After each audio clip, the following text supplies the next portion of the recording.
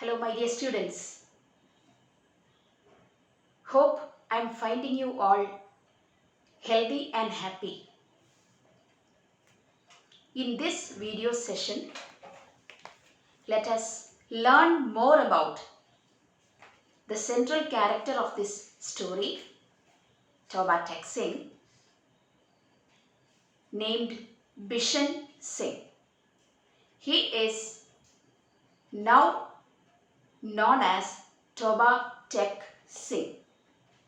He is popular in that name among the inmates of the asylum. In the previous presentation, we have seen what kind of a man is Bishan Singh. A harmless man. That's what the guards say about him. And he always murmurs something meaningless. And the man is worried about his native place, popularly known as Toba Singh.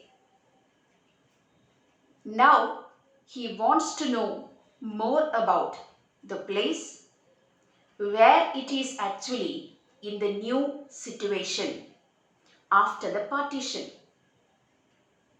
He wondered whether the place is now a part of Hindustan or Pakistan. And he started asking this question to whoever he met. We discussed about the people who visited him, his relatives. I also mentioned about his daughter, Roob Kaur. Now anyway, his visits had stopped, but Bishan Singh longed for his visits. He wanted to meet his relatives primarily because he believed they would be able to tell him where Toba Singh really is. And then this particular portion of the story says he longed for his visits. That also shows how human hearts crave for, yearn for love and care. His visitors, most probably his relatives, they visited him, they talked with him, they exchanged some gifts.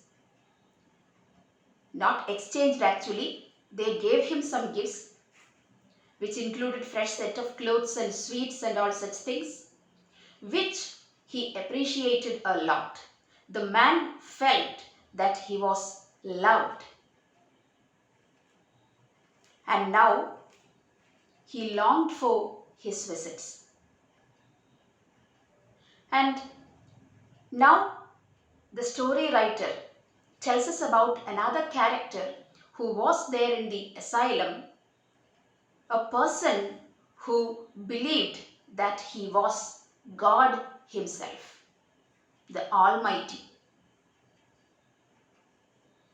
He declared himself to be God, and so Bishan Singh finally approached him, hoping to get an answer for his question. He asked him where this particular place called Toba Singh is situated now after the partition. And the God replied, it seems, it's neither in Hindustan nor in Pakistan because I have not yet given orders. See, even from God, Bishan Singh did not get a satisfactory answer. Then Bishan Singh pleaded with his God. He requested him. He made a very sincere earnest request to give orders without much delay, so that once and for all, this issue will be settled. The man said that he was too busy and there were too many other things to be taken care of. See, in this particular lines, I think Sadat Hassan Manto is expressing all his bitterness, his sadness, his dejection, despair about which is arising from the helplessness of human beings in general, not only his helplessness. At times, people feel even gods are deaf to their prayers. Bishan Singh is feeling like that now. Finally, he lost his temper. However devoted a human being is to God, at times when he is in a state of sheer helplessness, this is what we all feel. We feel gods are deaf to our prayers. We feel like Gloucester, the Shakespearean character, says in King Lear, Act 4, Scene 1, as flies to wanton boys are we to gods. They kill us for their sport. I would like to repeat the lines. As fly to wanton boys are we to gods.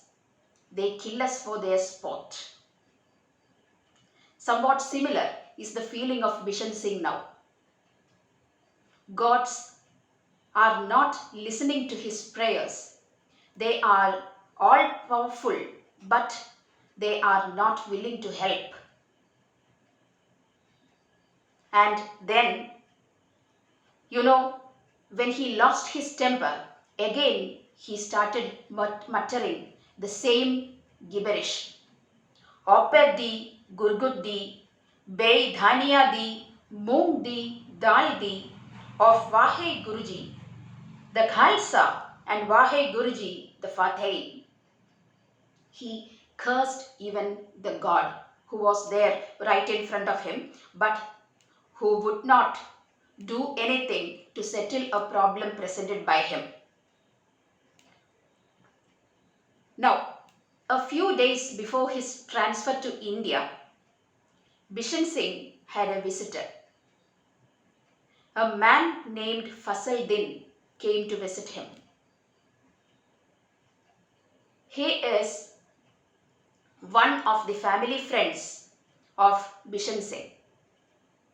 And from what Fasal Din says to Bishan Singh, we get an idea that the family had entrusted the responsibility of meeting Bishan Singh and taking care of him to Fasal Din. But he couldn't pay visits so frequently because he was busy with his own life. But in Fasal Din, we see another ordinary, simple human being. And we understand that he belonged to the Muslim community.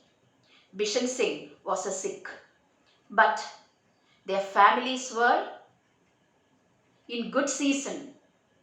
They were friends, and nothing that was going on among the authorities in Hindustan and Pakistan affected these people. They were innocent, they loved each other so dearly, and they found pleasure in taking care of each other. So Fasal Din, when he came here to meet Bishan Singh, he also came with a packet of sweets which he handed over to Bishan Singh. He placed a caring hand upon Bishan Singh and he was talking to him just as we talk to a normal human being. He was giving him news about his family, Bishan Singh's family. They actually, now they were in Hindustan, and before leaving, the family had given him some responsibilities, even some cows, and one of the cows calved, it seems. Two calves were there, and one died after 6 months of its birth. Now another one is under the protection of Fasaldin, and again he was like he says, he expresses his readiness to do anything for the family. Fasaldin visited Bishan Singh because he heard about Bishan Singh's transfer to Hindustan.